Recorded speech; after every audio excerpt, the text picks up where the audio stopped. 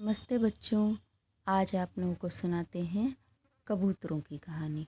इस कहानी का शीर्षक है संगठन की शक्ति। एक जंगल में कबूतरों का एक बड़ा सा समूह रहता था। उस समूह में अधिकतर कबूतर युवा थे और एक कबूतर थोड़ा बुजुर्ग कबूतर था। बुजुर्ग कबूतर उन सभी कबूतरों का मुखिया था। पूरा समूह अपने मुखिया की बात मानता था।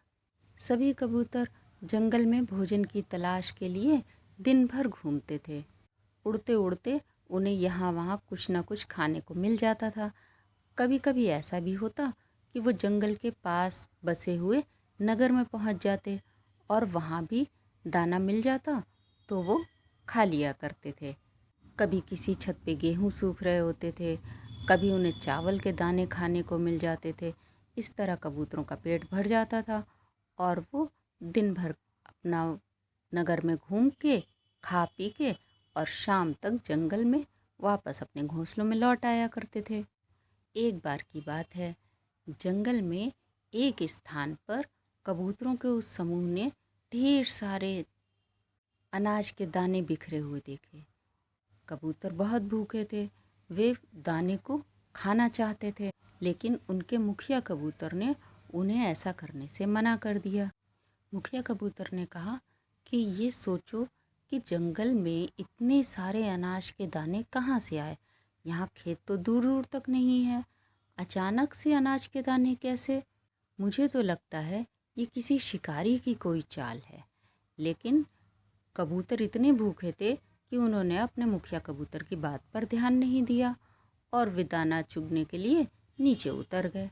आराम से दाना खाने लगे। दाना खाते खाते जब उनके पेट भर गए तब उन्होंने उड़ने की चेष्टा की, लेकिन वे तो जाल में फंस चुके थे।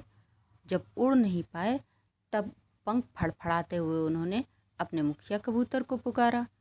मुखिया कबूतर बोला कि मैंने तुमसे कहा था कि ऐसा मत करो, ये शिकारी की चाल हो सकती है, पर तुम लोगों ने मेरी बात पर ध्यान ही नहीं दिया। अब जाल में फंसे हुए कबूतर बहुत परेशान थे और शर्मिंदा भी। उन्होंने अपने मुखिया कबूतर से माफ़ी मांगी और कहा कि किसी तरह हम लोगों को इस मुसीबत से बाहर निकालिए। मुखिया कबूतर ने थोड़ा सोच विचार करने के बाद कहा कि एक काम करो, तुम सब पूरी ताकत लगा के एक साथ उड़ने की कोशिश करो। जब एक साथ उड़ोगे तब ये जाल भी तुम्हारे साथ साथ उड़ जाएगा। सभी कबूतरों ने एकदम एक साथ उड़ने की कोशिश की, पर नहीं उड़ सके। मुखिया कबूतर उनका हौसला बढ़ाता रहा और आखिर में वे कबूतर बार बार प्रयास करने के बाद फिर से उड़े और जाल को अपने साथ लेके उड़ चले। अब आगे आगे मुखिया कबूतर उड़ रहा था और पीछे पीछे कबूतरों का वो समूह जो जाल में फंसा हुआ था वो जाल को लेकर उड़ रहा था। मुखिया कबूतर का एक दोस्त था चूहा। वो जंगल में बने हुए बिल में रहता था। मुखिया कबूतर उस चूहे के पास गया।